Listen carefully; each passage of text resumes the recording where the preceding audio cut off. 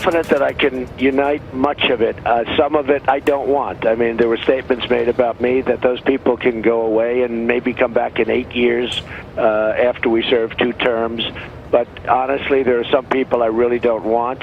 I don't think it's necessary. People will be voting for me. They're not voting for the party. And I think we're going to do really well against Hillary. With Miranda Khan, J.D. Hayworth back with you on Newsmax Prime. You heard Donald Trump via telephone on NBC's Today Show saying, I want to have support, but not everybody's going to be with me. Yeah, so. eight years, 2 terms, then maybe I'll come around, right? So how and when will the GOP unify behind Trump now that he has become the presumptive nominee? Well, let's find out by asking a guy who knows his way around the capital city and Chicago, too. From Newsmax, Washington, my old congressional colleague, Michael Patrick Flanagan, the man who beat Dan Rostenkowski, the chairman of the Ways and Means Committee back in '94. Mike is president, not of the U.S., but president of Flanagan Consulting. And MPF Today, the New York Daily News, I know they've been waiting to do this.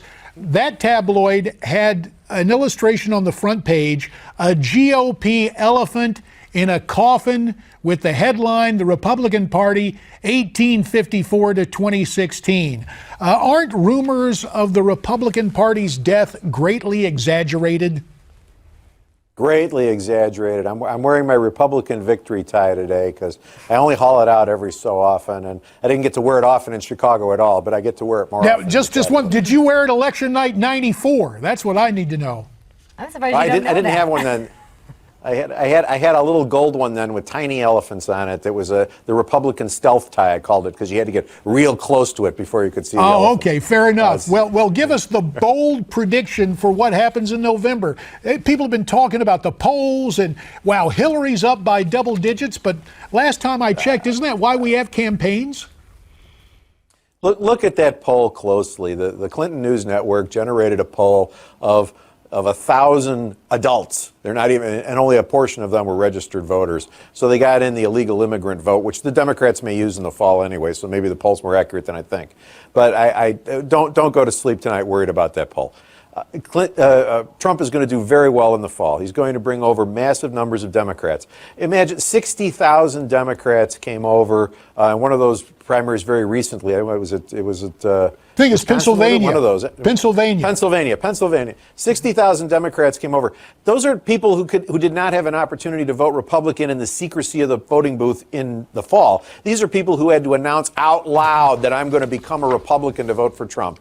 That's going to be a giant number who are going to actually come over and vote for him in the fall. Hillary is in huge trouble. She is the most basically flawed person alive, and she's nominated almost over the dead bodies of a huge portion of her own party who don't want her, but who will accept her because she might be able to win.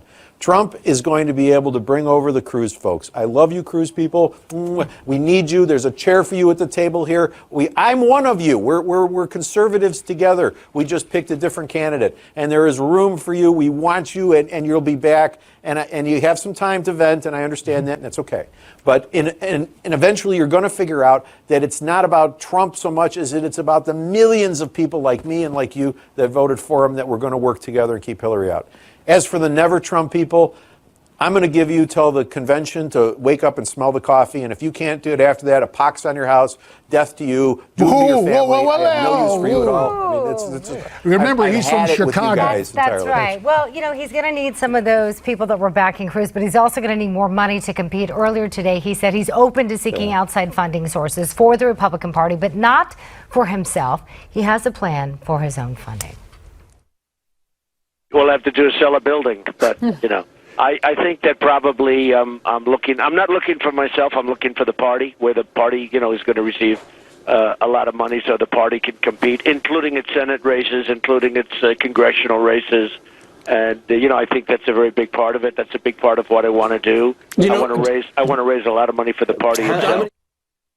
Raising money for the party. Can you imagine selling? I think I might have to sell a building. Right, but didn't he just say they're voting for him, not for the party? He's trying to bring everybody back. That's right. It's all about uniting. And he's got property in Chicago, too, so maybe you sell a building in Chicago. Hey, let's go to the phones, Mike. We're going to call on Diane, who's calling on us tonight from Petersburg, Michigan. Diane, welcome to Newsmax Prime.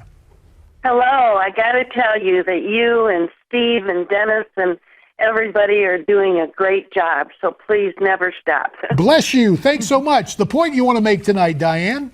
The point is that I don't hear anyone talking about Governor Jesse Ventura as a vice presidential candidate.